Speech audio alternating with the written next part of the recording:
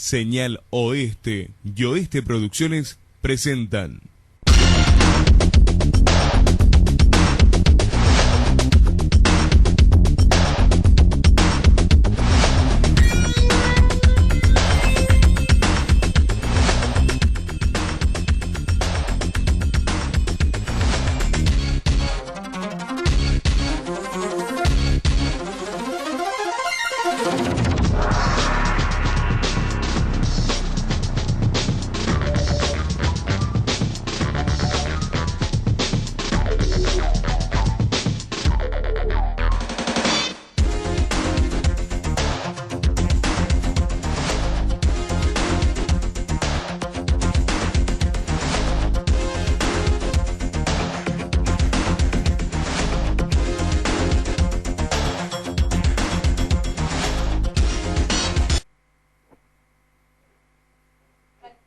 Buenas noches. Las noticias internacionales nos traen la terrible situación en Gaza, un verdadero genocidio perpetrado por el Estado de Israel, pero que merece una cierta reflexión como para poder comprenderlo.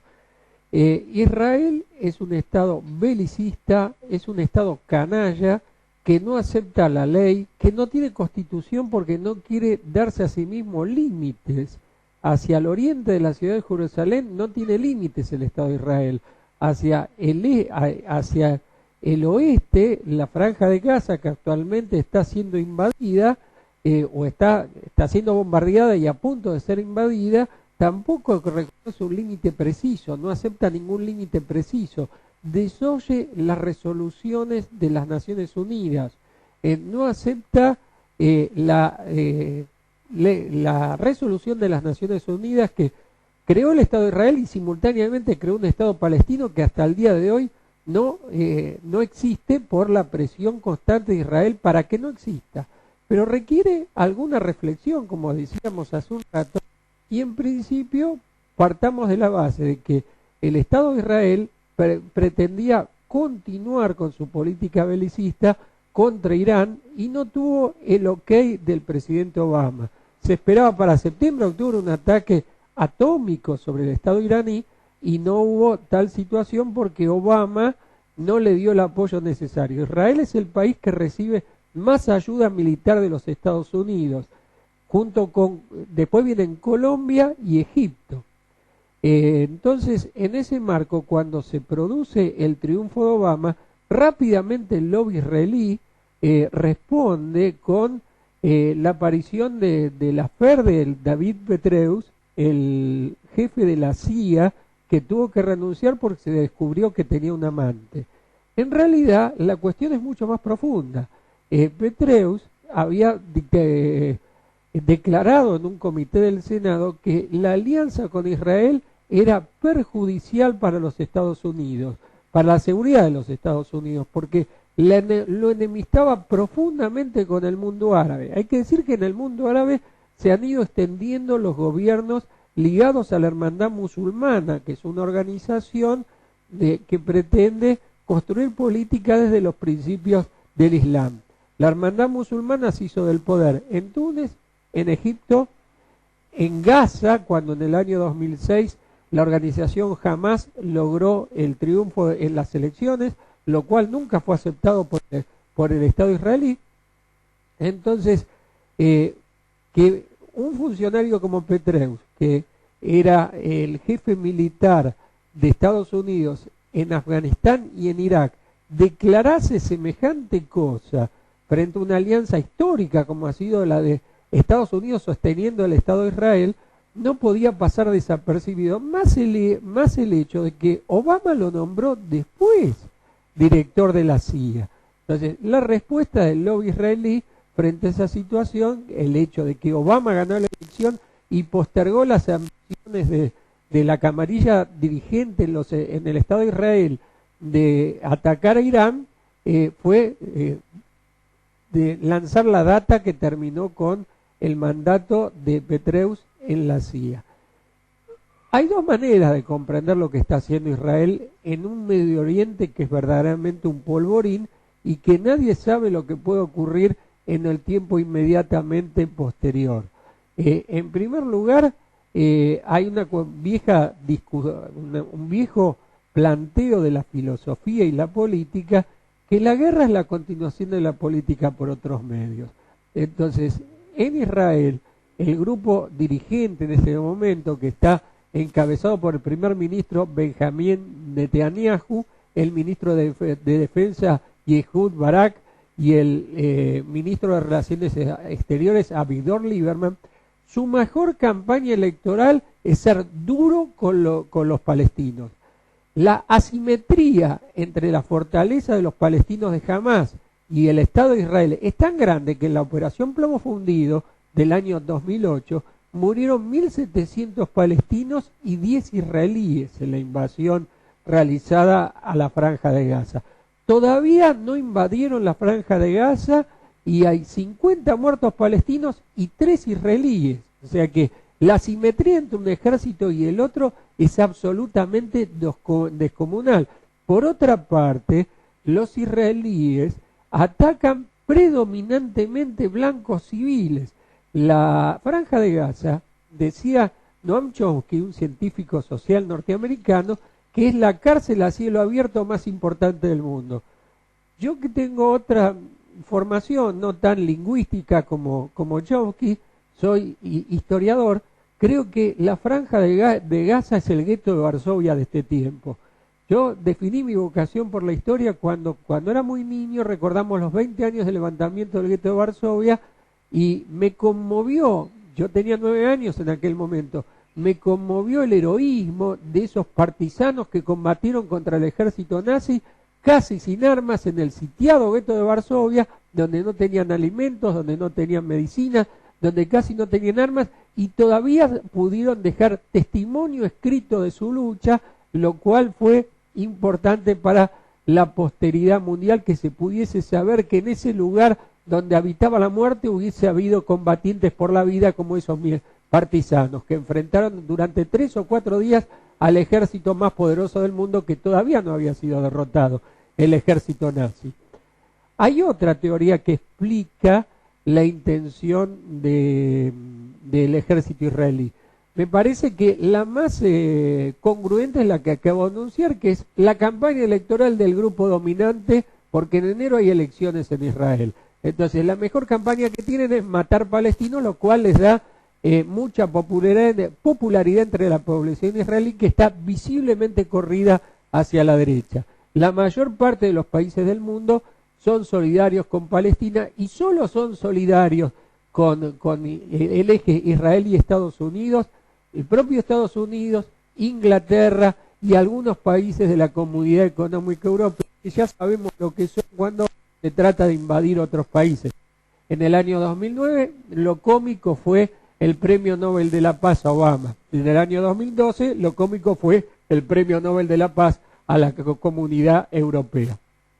Entonces, la otra teoría que me parece un poco no ajustada a la realidad, pero habrá que dejar pasar un poco el tiempo para ver si no es cierto, la enuncia Thierry Meisen, un periodista muy importante de la red Voltaire, una red alternativa de los grandes medios de comunicación, que dicen que el objetivo del Estado de Israel es crear un Estado palestino en territorio jordano. Si es posible, desplazando a toda la población de Gaza, los que sobrevivan a una hipotética nueva invasión israelí. Primero se habló de 15.000 reservistas, después de 30.000 reservistas, y después ya se llegó a hablar de movilizar 60.000 reservistas israelíes. Y trasladar la otra fracción de la población palestina, que es la Cisjordania, también al reino jordano. Lo cual nos presenta un escenario sumamente complejo y desestabilizador, porque la crisis siria, país que ha sido invadido también, no oficialmente, pero ha sido invadido por fuerzas mercenarias al servicio de Estados Unidos y de la OTAN, provocó a su vez un aumento de las dificultades económicas de Jordania, lo cual a su vez estimularon una gran rebelión popular que está ocurriendo en estos días, que se pretende inclusive terminar con la monarquía del rey Abdalá II, sucesor de su padre, el rey Hussein, fallecido hace algunos años. Entonces, habrá que ver en el futuro si esta es realmente la perspectiva a la cual se inclina Israel, de trasladar a toda la población palestina hacia Jordania y además anexarse los territorios que son propios del Estado palestino que todavía no ha sido creado. La Franja de Gaza y la Cisjordania que está al este de Israel. Hay que recordar que Israel impulsa la presencia de colonos en territorio cisjordano, que le rompen la casa a los palestinos que son los legítimos ocupantes del lugar, que los echan de sus casas, de sus terrenos, que en la propia creación del Estado de Israel se echó a gente de sus casas, a palestinos de sus propias casas, y desde ese momento el pueblo palestino es un pueblo guetizado, es un pueblo masacrado, no solamente por los israelíes, sino que también ha sido masacrado por otros países árabes.